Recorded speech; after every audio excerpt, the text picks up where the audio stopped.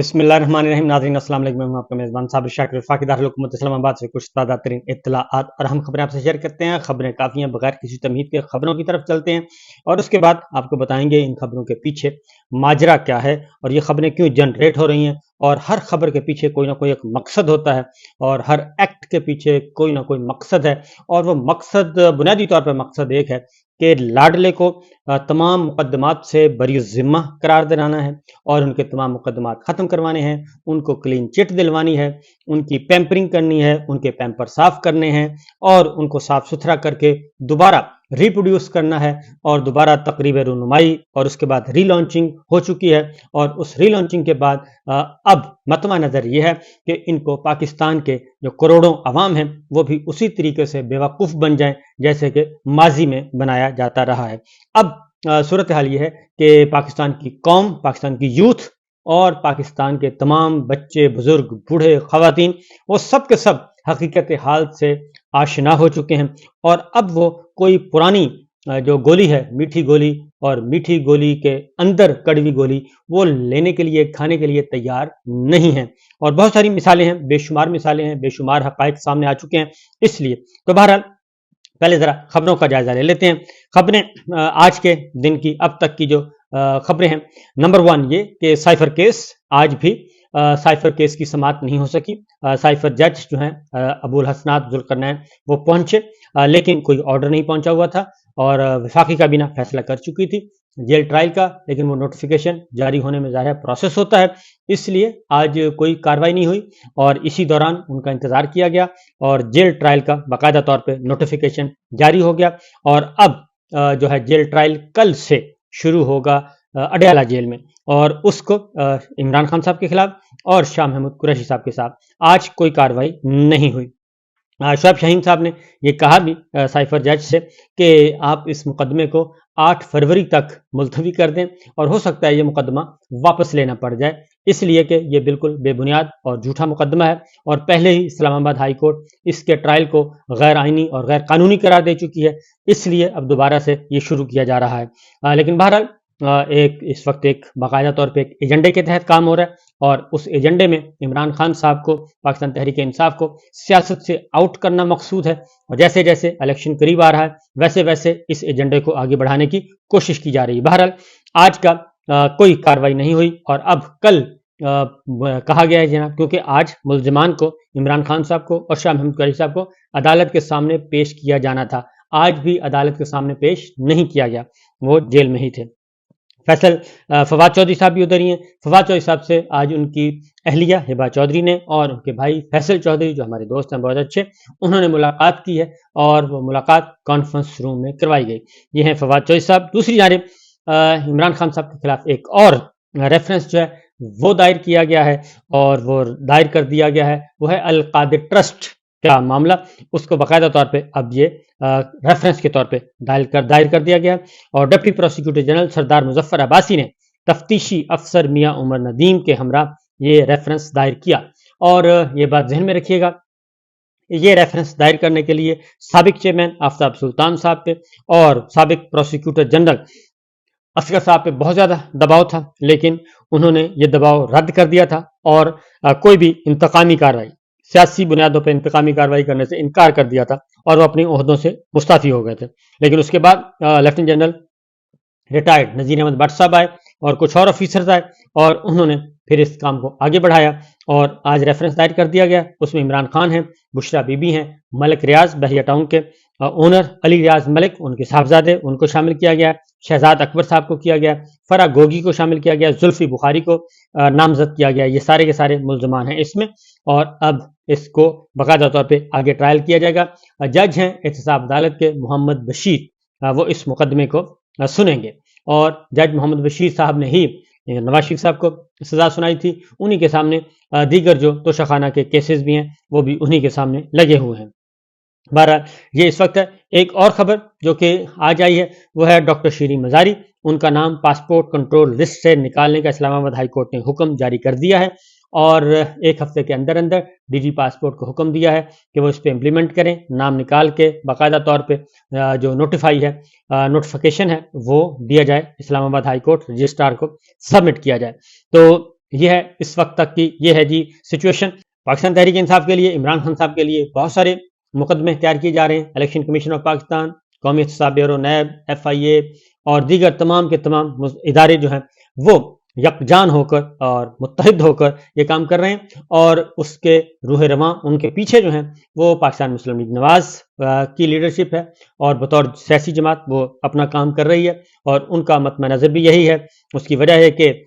پاکستان تحریک انصاف کو توڑنے کی کوشش جو کی گئی تھی اور انٹرا پارٹی الیکشن کے ذریعے اس میں پھوٹ ڈالنے کی کوشش کی گئی تھی، وہ اب تک ناکام ہوتی ہوئی نظر آ رہی ہے، اور اس میں بیرسٹر گوہر کو نامزد کر دیا گیا ہے، اور گوہر صاحب جو ہیں وہ ایک میزائل کی طرح کام کر رہے ہیں، اور وہ صحیح نشانے پہ لگا ہے۔ اس کی میں ڈیٹیل آگے جا کے بتاتا ہوں کہ بیرسٹر گوہر سے کیا تکلیف ہے سب لوگوں کو۔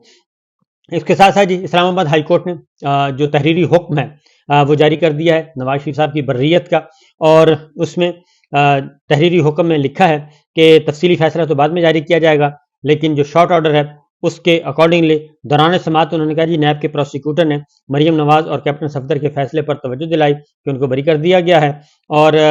مریم نواز اور کیپٹن صفدر کے بریت کے فیصلے میں عدالت نے آبزرویشن دی تھی۔ نیب کے پاس نواز شریف کے خلاف کیس ثابت کرنے کے لیے کوئی دستاویزی شواہد اور ثبوت موجود نہیں۔ یہ تحریری فیصلے میں کیا، ظاہر ہے نیب نے یہ سٹیٹمنٹ دیا تھا، اس لیے اسلام آباد ہائی کورٹ نے وہی ریپروڈیوس کیا۔ مریم نواز اور کیپٹن صفدر بریت کے فیصلے کہیں بھی چیلنج نہیں کیا، یعنی جس مقدمے میں یہ کو اکیوز تھے مریم نواز اور کیپٹن صفدر، ان کو جب بری کیا گیا تو اس فیصلے کو نیب نے چیلنج نہیں کیا تھا۔ اس کا مطلب ہے کہ وہ فیصلہ بھی غلط، وہ بھی سزائیں غلط ہوئی تھیں، تو لہٰذا یہ بھی سزا غلط ہوئی ہے، لہٰذا اسی کا سہارا لیا گیا، اور انہوں نے کہا جی کہ یہ نیب نے بھی ظاہر زور نہیں دیا تھا۔ عدالت نواز شریف کی سزا کے خلاف اپیل منظور اور بری کرنے کا حکم دیتی ہے، اور بریت کے وجوہات کا تفصیلی فیصلہ بعد میں وہ کہتے ہیں جاری کر دیا جائے گا۔ یہ 2 رکنی بینچ نے فیصلہ سنایا ہے۔ اس کے ساتھ ساتھ آفیشیل سیکرٹ ایکٹ کی جو آج کی سماعت تھی اس کا بھی تحریری حکم جج ابو الحسنات محمد ذوالقرنین صاحب نے جاری فرمایا ہے، اور اس میں انہوں نے کہا ہے کہ یہ ایک 2 پیج کا ایک روٹین کا آرڈر ہے۔ اس میں انہوں نے کہا ہے کہ جی عمران خان صاحب کو اور شاہ محمود قریشی کو عدالت میں پیش نہیں کیا گیا، اور گزشتہ سماعت پر سپرنٹینڈنٹ جیل اڈیالہ کو حکم دیا گیا تھا، لیکن انہوں نے کچھ خطرات سے آگاہ کیا کہ خطرات لاحق ہیں، اس کی رپورٹ جمع کروائی، لہٰذا آج بھی ملزمان کو پیش نہیں کیا گیا۔ اور اسی دوران انہوں نے کہا کہ عدالت نے جیل ٹرائل انتظامات کے لیے چیف الیکشن کمیشنر آفس اور سپرنٹینڈنٹ جیل کو خطوط لکھے ہیں، اور خطوط کا جواب عدالت کو موصول ہو چکا ہے، جن میں جیل ٹرائل کی اجازت دے دی گئی ہے، اور عدالت کے 28 نومبر 2023 کی آرڈر کی روشنی میں کیس کا ٹرائل اڈیالہ جیل میں اب ہوگا۔ اور عمران خان صاحب کے وکیل سکندر ذوالقرنین نے آئین کے آرٹیکل 10A کے تحت درخواست دائر کی ہے، اور عمران خان کی درخواست پر پروسیکیوشن کو نوٹس جاری کر دیے گئے ہیں۔ اسلام آباد ہائی کورٹ کی ٹرائل کو 4 ہفتے میں مکمل کرنے کی ڈائریکشن بھی ہے۔ اچھا، اب یہ وہ 4 ہفتے والا آرڈر لے آئے ہیں جو جج چیف جسٹس عامر فاروق صاحب نے دیا ہے۔ اب یہ بڑا مزے کا ہے کہ پورے کا پورا ٹرائل جو ہے وہ کالعدم ہو چکا ہے، پورے کا پورا ٹرائل ڈویژن بینچ کالعدم قرار دے دیا، اور یہ جو ہیں وہ 4 ہفتے والا آرڈر لے کے ابھی تک بیٹھے ہیں عامر فاروق صاحب والا سنگل بینچ کا، جبکہ ٹرائل سارے کا سارا ہوا ہو چکا ہے۔ تو کہنے کا مطلب ہے کہ وہ کہتے ہیں کہ میں نے 4 ہفتے کے اندر سائفر میں سزا سنانی ہے، یہ اس بنیاد کا مقصد یہ ہے، کیونکہ وہ کہتے ہیں کہ اسلام آباد ہائی کورٹ کی ٹرائل کو 4 ہفتے میں مکمل کرنے کی ڈائریکشن بھی ہے۔ اب یہ یہاں سے سارا کا سارا جو سمجھ آتی ہے کہ اصل ٹارگٹ کیا ہے۔ ٹارگٹ یہ ہے کہ الیکشن شیڈول آنے سے پہلے پہلے عمران خان صاحب کو سائفر کیس میں سزا سنانا مقصود ہے، ورنہ جب ڈویژن بینچ پورے کے پورے ٹرائل کو غیر قانونی اور غیر آئینی قرار دے چکا ہے تو اس میں وہ سنگل بینچ کا آرڈر بھی ساتھ ہوا ہو چکا ہے، تو اس لیے یہ اس کا خاص حوالہ دیا گیا ہے، اور جج ابو الحسنات محمد ذوالقرنین صاحب نے یہ بتا دیا ہے عمران خان صاحب کو، یعنی کہ جو وکیل دفاع ہیں ان کو بتا دیا کہ بھائی اس آرڈر پہ بھی توجہ دیں، کیونکہ یہ آرڈر بھی میرے پاس پڑا ہے۔ لہٰذا کیس کی مزید کارروائی انہوں نے کہا جی کہ 2 دسمبر صبح 9 بجے اڈیالہ میں ہوگی، اور سماعت میں ملزمان یعنی کہ عمران خان اور شاہ محمود قریشی صاحب کو حاضر کیا جائے گا اور کارروائی کو آگے بڑھایا جائے گا۔ اس کے ساتھ ساتھ ایک اور ایکٹ جو کہ جو میں آپ کو بتا رہا ہوں کہ اس دسمبر کے مہینے میں یہ ہر صورت میں جیسے نومبر میں فائنل کرنا تھا، لیکن نومبر میں فائنل نہیں ہو سکا، اور نومبر میں اسلام آباد high court division bench justice میاں گل حسن اورنگزیب اور جسٹس سمن رفت امتیاز جو ہے ان کا آرڈر آگے آ گیا اور انہوں نے ٹرائل مسترد کر دیا تھا. اس لیے اب یہ کام دسمبر کے اندر ہونا ہے اور شیڈول آنے سے پہلے پہلے. اگلا جو خبر میں آپ کو دے رہا ہوں اس کے بعد آپ مزید سمجھ جائیں گے کہ کیا ہے. اگلی خبر یہ ہے کہ نواز شریف صاحب کی العزیزیہ جو اسٹیل ملز ریفرنس ہے اس میں سزا کے خلاف بھی اپیل 7 دسمبر کو سماعت کے لیے مقرر کر دی گئی ہے، اور 7 دسمبر کو، یعنی کہ باقی مقدمات میں تو وہ بری ہو چکے ہیں. اب ایک مقدمہ رہتا تھا العزیزیہ، اس میں ان کو بری کرنا مقصود ہے، لہذا وہ 7 دسمبر کی تاریخ رکھی گئی ہے، اور چیف جسٹس عامر فاروق صاحب ہوں گے اور جسٹس میاں گل حسن اورنگزیب صاحب ہوں گے، اور یہ سماعت 7 دسمبر کو جب ہوگی تو میرا خیال ہے 7 دسمبر یا پھر 1-2 دن آگے پیچھے کر کے تو 10 تاریخ سے پہلے پہلے نواز شریف صاحب کو العزیزیہ اسٹیل ملز ریفرنس میں بری کر دیا جائے گا. تو لہٰذا